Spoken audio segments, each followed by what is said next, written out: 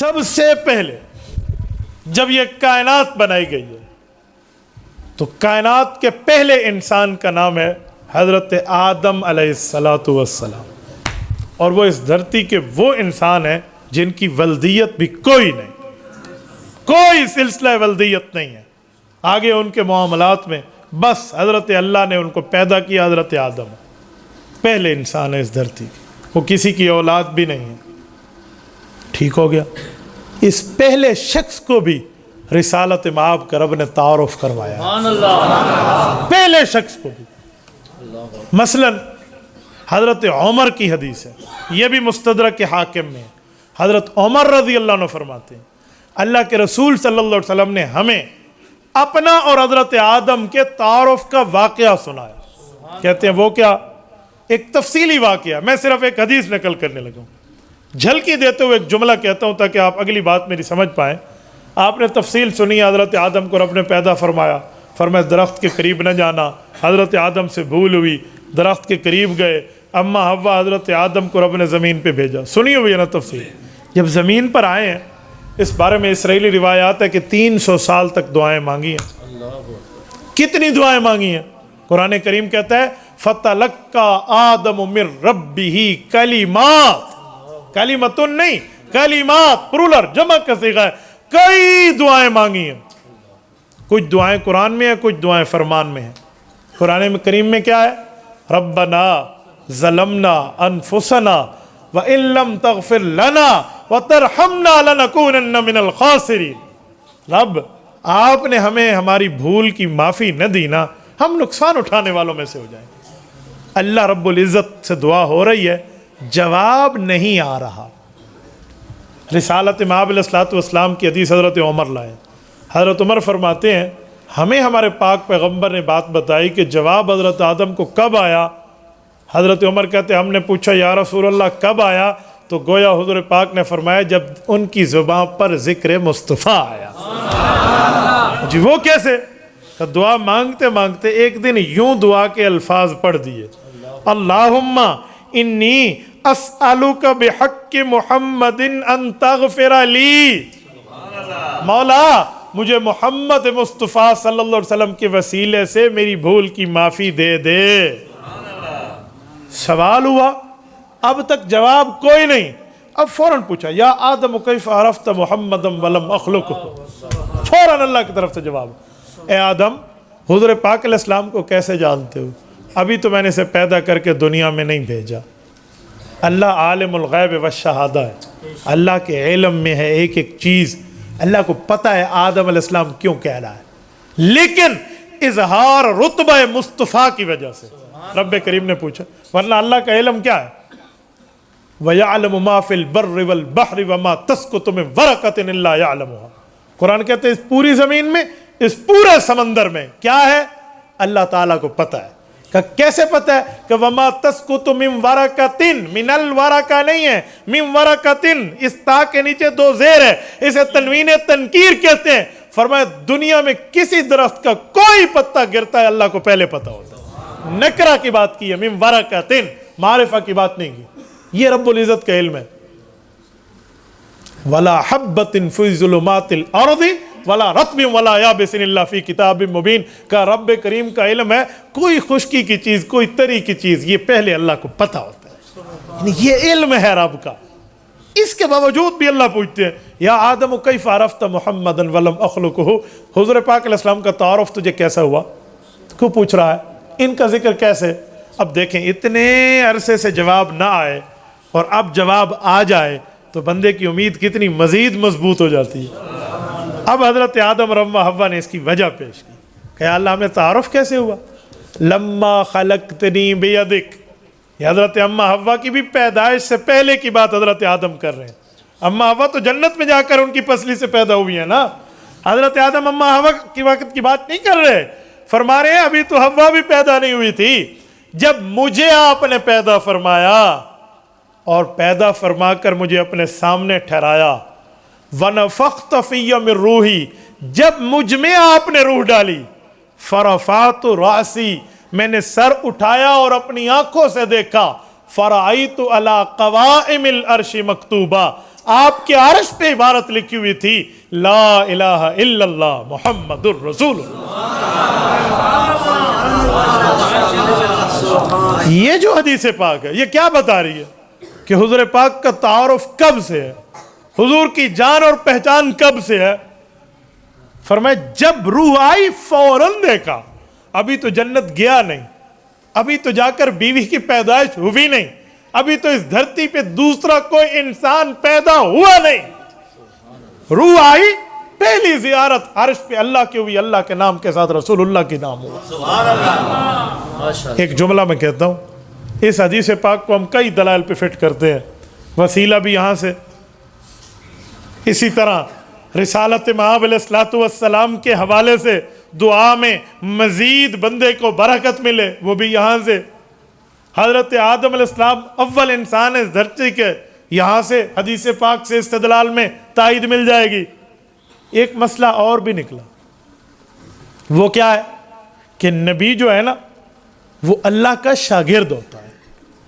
आप कहेंगे कैसे, इस हदीस पाक से निकलते हैं। तवज्जो रखना, हजरत आदम जब पैदा हुए हैं, क्या कहते हैं, मैं किसी स्कूल पढ़ने गया तब मुझ में पढ़ने की सलाहियत आई? नहीं समझे? नहीं। अल्लाह मैं किसी उस्ताद से पढ़ने गया तब पढ़ने की सलाहियत आई? जी नहीं। वनफ़ख़्त फ़िय्य मिन रूही, रूह मेरे अंदर आई, फ़रफ़अतु रासी, फ़ा ताकीब बिला वस्ल है, फ़ौरन मैंने सर उठाया, फ़रअयतु अला क़वाइमिल अर्श मकतूबा, फ़ौरन मैंने पढ़ लिया। पता चला नबी किसी का शागिर्द नहीं होता, वो अल्लाह से इल्म अमल लेता है। अभी तो कहीं गए नहीं है ना पढ़ने।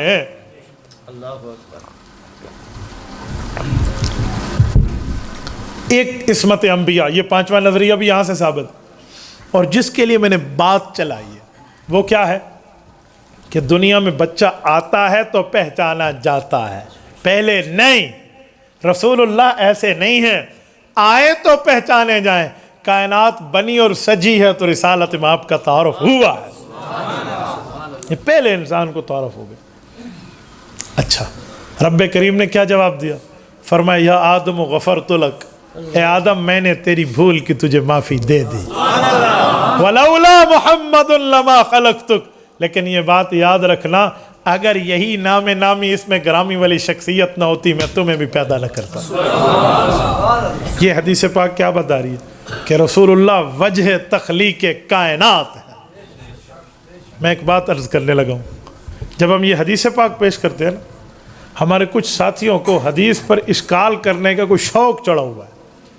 फ़ौरन आपके सामने इश्काल करते हुए कहेंगे सिद्दीकी साहब, मुफ्ती साहब ने डंडी मारी है, इत्थे कुरान बयान नहीं किया, हदीस बयान की थी। अच्छा आप फरमा दें कुरान पाक कहाँ बयान करें?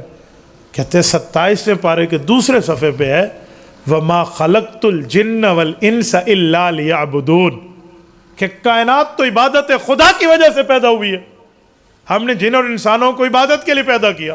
तो कहा कुरान तो कहता है इबादत के लिए कायनात पैदा हुई, और आप लोग हदीस सुनाते हैं मुस्तफ़ा सल्लल्लाहु अलैहि वसल्लम के लिए कायनात पैदा हुई। अब हम कुरान मानेंगे, हदीस छोड़ देंगे। ये बात याद रखें, ये बहुत बड़ा फितना है कि जो हमें ये बात समझाए कि कुरान और हदीस एक दूसरे के ख़िलाफ़ होते हैं। ऐसा कुछ भी नहीं है। कोई आयत कुरानी, कोई हुक्म फरमानी के मुखालिफ नहीं है। जो कुरान है वही रसूलुल्लाह का फरमान है, इससे एक दूसरे के ख़िलाफ़ नहीं। हाँ, किसी को खिलाफ नज़र आता है तो उस सवाल का जवाब ढूंढ ले, या खिलाफ नज़र आता है तो अपनी नज़र का इलाज करवा ले। बाज़ वक़्त खिलाफ नज़र आए ना तो नज़र का भी इलाज, नज़र का भी तो धोखा है ना। हमारे यहाँ एक अब्दुल मजीद था, वैसे नाम समझाना हूँ, बाकी किसी और के फिर उन तक पहुँच जाते हैं, इसलिए मैं नाम कोड नाम रख रहा हूँ, दुनिया में लोगों तक तो खबर चली जाती है। मसलन एक अब्दुल मजीद साहब थे, उनको एक शौक चढ़ा कि मुझे ऐनक लगानी चाहिए। ऐनक, उनकी दीद कमज़ोर नहीं थी। उनने मालूमात ली कि भाई किस डॉक्टर से आंखें चेक कराऊं, तो बताया फ़लाँ डॉक्टर बड़ा काबिल है, मसलन ये अब्दुल मजीद है और वो कोई अब्दुल्ला है, तो वो अब्दुल्ला के पास चले गए। उधर गए ना आंखें चेक करने के लिए, उसको देखा तो इन्हें याद आ गया अब्दुल मजीद साहब को कि ये तो मेरा क्लास फेलो है यार, हम तो इकट्ठे पढ़े थे, मैं स्कूल छोड़ के कोई और नालायक भांडा बन गया था और ये तो माशाल्लाह डॉक्टर बन गया। उसने देखा अब्दुल्ला तू, वहां के जी आप मैं, तो यारी लग गई। आप कैसे आए? मैंने कहा जी मेरी आंखों का मसला है, ये चेक करो। तो उसने चेक किया, उसने कहा भाई फीस भी अपनी वापस ले लो, तू हमारा यार है, तेरी कोई आंखों का मसला नहीं है, तेरी माशाल्लाह आंखें ठीक। इसने कहा नहीं नहीं नहीं, मेरी आंखों का मसला है। डॉक्टर ने फिर चेक किया, इधर उधर लेज़र मशीन और सब, कुछ भी समझ। उन्होंने कहा यार कोई नहीं, मैं लिख के देने के लिए तैयार हूँ, मेरी डॉक्टरी कहती है तेरी आंखें ठीक हैं। ये कहने लगा अच्छा यार मुझे एक ऐनक लगा दे। उसने कहा कैसे लगा दूँ, क्यों? इन्होंने कहा यार मुझे शौक है, दूर वाली चीज़ मुझे करीब नजर आए, वो मुझे ऐनक लगा दे। अब दोस्त थे एक दूसरे की मानी उसने, उन्हें ऐनक कोई तजवीज़ करके दे दी, उथू दी चीज़ इतने नजर आवे। अब ये ऐनक लगा के अगले दिन गली में जा रहा है, जाते जाते इसके सामने नाली आ गई, और नाली थी उधर और इसको नजर आई, समझ रहे हैं ना, नाली उधर थी, इसको नजर आई इधर, और इसने संभाल के अपना पाँव जो उधर रखा तो दे मार 4.5 उसके अंदर। तो नाली सोमा सोमा खराब हो गया बंदा, और कहने लगा अब्दुल्ला डॉक्टर बड़ा बंदा है, ऐनक लावणी को नहीं आती। कि अब्दुल्ला डॉक्टर बना हुआ है, इसे ऐनक लगानी भी नहीं आती। गलती अब्दुल्ला की नहीं थी, गलती डॉक्टर की नहीं थी, इसकी नजर का कसूर था। इसने अपनी नजर पे आंखें क्यों रखी हैं, ये ऐनक क्यों रखी है, ना रखता। हमारा हाल भी आजकल यही है, मसला कुरान और हदीस का इत्तेफाकी होता है, हाँ मखा से शैतान कोई राह की पट्टी दिखाए, भाई ये हदीस इस कुरान की आयत के खिलाफ है, लिहाजा कुरान में ले लें और हदीस छोड़ दें। ऐसा कुछ भी नहीं है। हाँ जवाब तलाश करें।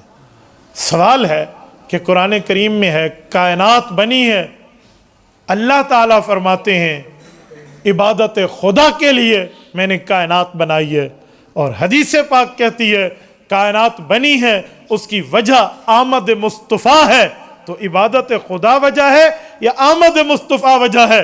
हमने कहा सुनो ये दोनों बातें ठीक हैं।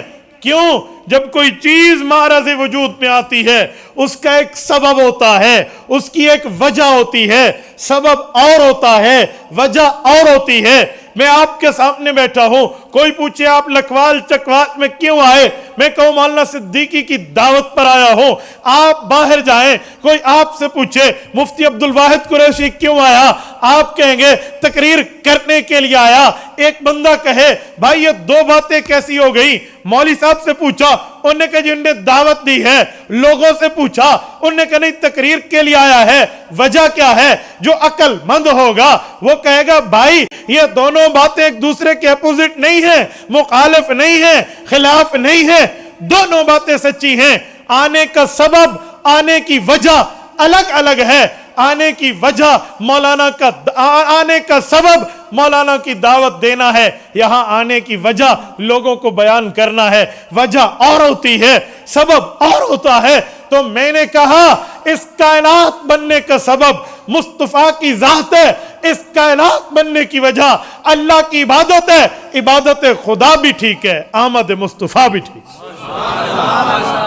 इस पर कोई इश्काल नहीं हो सकता। लिहाजा आयत भी ठीक है, हदीस पाक भी ठीक है। मैं बात कर रहा था रिसालत में आप आए नहीं थे, आने से पहले दुनिया इनके तारुफ को जानती थी।